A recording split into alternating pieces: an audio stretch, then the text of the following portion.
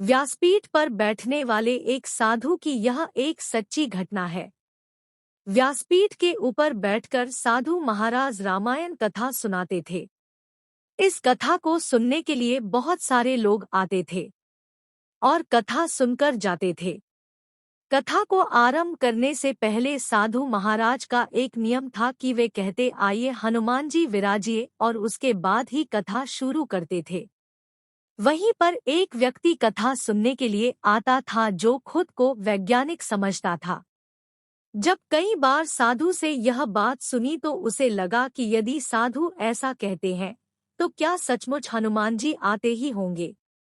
कुछ दिनों तक वैज्ञानिक के मन में चलता रहा कि यह बात पूछे या ना पूछे, लेकिन एक दिन उन्होंने साधु से पूछा कि महाराज आप हनुमान जी को रोज बुलाते हैं और गद्दी के ऊपर बैठने के लिए आग्रह करते हैं, तो क्या वे सचमुच आते हैं?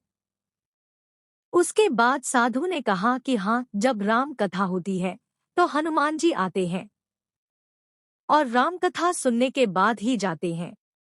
अब वैज्ञानिक को तो सबूत चाहिए था तो बोला, ऐसे बात नहीं बनेगी। यदि हनुमान जी आपके यहाँ पर आते हैं तो आपको सबूत देना होगा।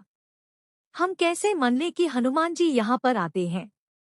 उसके बाद साधु ने कहा कि आस्था और विश्वास को सबूत के साथ नहीं तौला जा सकता है। यदि आपको हमारी कथा पसंद नहीं आती है तो फिर मैं बंद कर देता हूँ या फिर आप यहाँ पर आना बंद कर सकते हैं।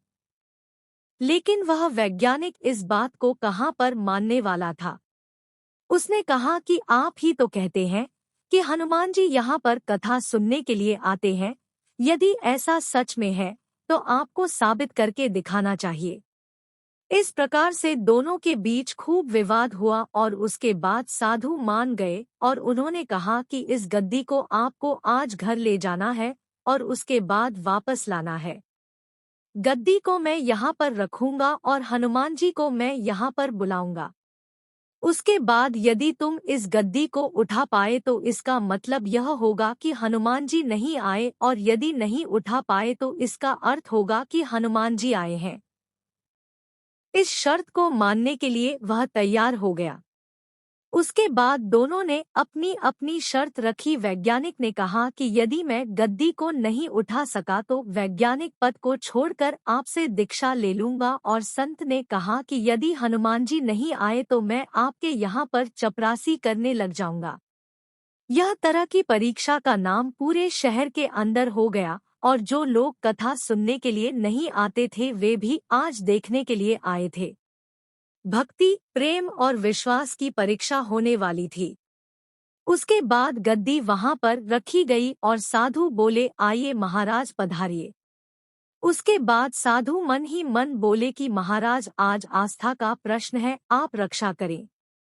उसके बाद वैज्ञानिक को बुलाया गया और उन्होंने 3 बार गद्दी को उठाने का प्रयास किया, लेकिन गद्दी 1 इंच भी नहीं हिल सकी। उसके बाद वैज्ञानिक साधु के पैरों में गिर पड़े और बोले सचमुच आपकी भक्ति सच्ची है।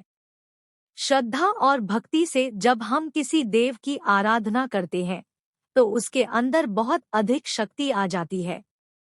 तभी तो कहा गया है कि मानो तो देव, यदि नहीं मानो तो पत्थर।